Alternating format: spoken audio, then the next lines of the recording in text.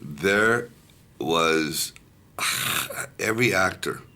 They had. I was like the last actor. They had Nick Nolte, Al Pacino, they wanted De Niro, they wanted Robert Redford, Jimmy Caan. So every actor wanted a different version. They couldn't figure it out. So when I read it, I said, there's a good idea here, but it's a mess because I don't feel any sympathy for the character. So finally, it was really one of the most controversial productions, long productions of any movie ever. I mean, it went through 10 directors, 20 actors. They couldn't figure it out. And I said, the only thing you have to figure out, the man has to have heart. If he has heart, then you'll listen. If he's a savage, who cares?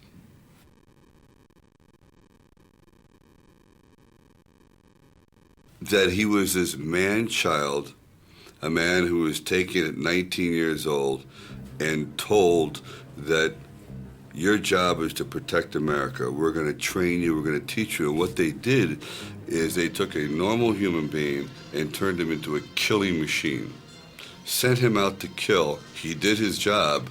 And when the war was over, they said, well, you're a savage. You can't come back home. You're crazy. We don't want you anymore.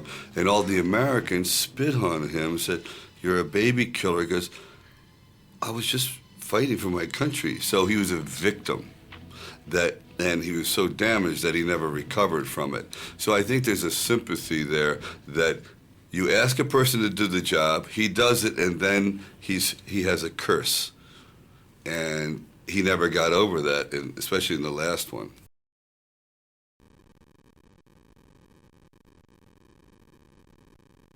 There's no question. The first one and the last one, just like Rocky Balboa and the first one, are the most passionate because they're coming from years of thinking about it for many, many, many years.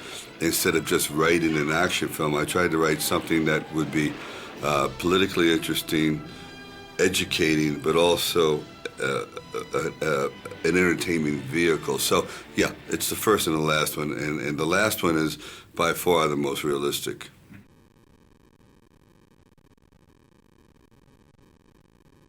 Burma is the kind of place Rambo would go. I wanted Rambo to be living in a modern hell. And for some reason, I think he belongs in the jungle. It reminded him of Vietnam. Vietnam was a very important part of his life, so he's comfortable there. So this is where he was going to go to live and die. Iraq is very fresh in people's minds. They see it every day, and it would be an insult if Rambo went to Iraq and solved the whole problem in 1 week. It just was not real. That's why I think movies about Iraq are having a problem today. It's too fresh. People don't want to think about it right now. It's too painful.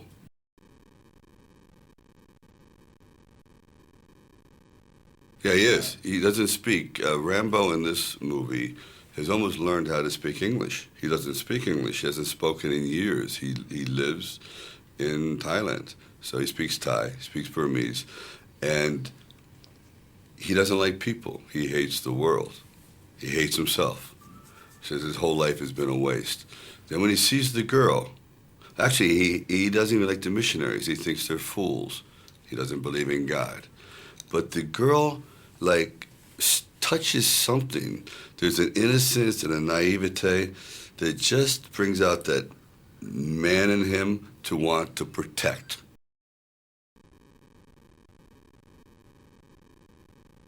She doesn't really convince him at all. What I'm hoping he wants to make sure she doesn't die. He knows that he's never going to marry her. He knows that's that part of it. He's too old to have a family. He's gone.